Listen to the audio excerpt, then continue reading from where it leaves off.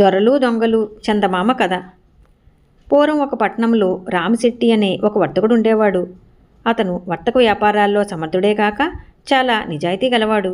అందుచేత పట్నంలో ఇతర వర్తకుల కన్నా అతను చాలా పైకి వచ్చి పట్నంలో అతనే పెద్ద వర్తకుడయ్యాడు.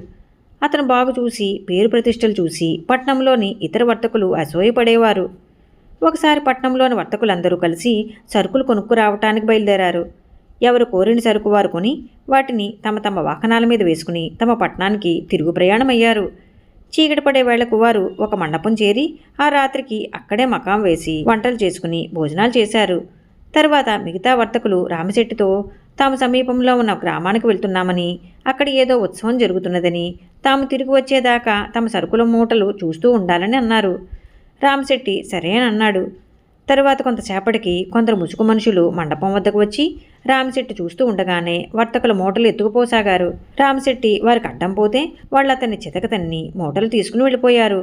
రామశెట్టికి దెబ్బల బాధతో పాటు తన అనుచరుల నష్టానికి తను పూచి అయ్యానన్న బాధ కూడా కలిగింది.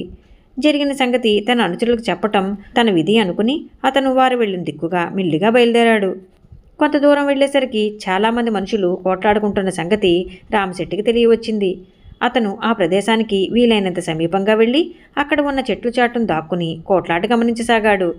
తమ సరుకుల మూటలు తీసుకుపోయిన ముసుగు మనుషులకు మరొక ముఠాకు ఘర్షణ జరుగుతున్నది. రెండో ముఠా వాళ్ళు కూడా దొంగలేనని రామశెట్టి వారి మాటలను బట్టి గ్రహించాడు. ఈ వెధవల్ని మన నాయకుడి దగ్గరికి తీసుకుపోదాం. మన ప్రాంతంలో వీళ్ళు దొంగతనం చేయడానికి వీల్లేదు.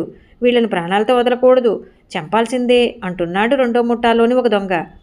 ఆ మాట వినగానే ముసుగు మనుషులంతా ఆ దొంగ కాళ్ళపై పడి, అన్నా, మమ్మల్ని చంపవద్దు, మేము దొంగలం కాము, ఈ సరుకును మేము దొంగలించలేదు, ఇదంతా మా సరుకే, మేము వర్తకులం, మాలో ఒకడికి అపకారం చేయాలనుకుని మేము ఇలా దొంగ వేషాలు వేసుకుంటే అది కాస్త ఇలా బెడిచికొట్టింది, మమ్మల్ని చంపవద్దు, కావలిస్తే ఈ సరుకంతా తీసుకుని క్షమించి విడిచిపెట్టు అని బ్రతిమాలుకున్నారు. దొంగ వారి మాటలు నమ్మక, మీరు దొంగలు కాదనటానికి సాక్ష్యం ఏమిటి? మీరు అబద్ధాలు ఆడటం లేదని మాకు రుజువేమిటి? మీరు చెప్పుకునేదంతా మా నాయకుడికి చెప్పుకోండి అన్నాడు. ముసుగు మనుషులు తమ ముసుగులు తీసి, మేము దొంగల్లాగా ఉన్నామా చూడు అన్నారు. అవును, మీరు అచ్చంగా దొంగల్లాగే ఉన్నారు, ఆ దొంగల్లో కూడా బాగా ఆరితేరిన వాళ్ళల్లా ఉన్నారు అన్నాడు దొంగ. ఆ సమయంలో రామశెట్టి ముందుకు వచ్చి దొంగలతో, వీళ్ళు దొంగలు కారు, మా తోటి వర్తకులు, నా మీద ఏదో పగ ఉండి దొంగల వేషాలు వేసుకుని తమ సొత్తు తామే దొంగతనం చేసి ఉంటారు. ఎందుకంటే ఆ సొత్తుకు నన్ను కాపలా పెట్టి వెళ్ళిపోయారు. ఆ సొత్తు పోతే నా సొత్తు పోవటంతో పాటు వారి సొత్తు పోయినందుకు నేను వారికి నష్టపరిహారం ఇచ్చుకోవాలి కదా. అందుచేత వాళ్ళు నాకు ద్రోహం తలపెట్టారు, కానీ మీకేమీ ద్రోహం చేయలేదు.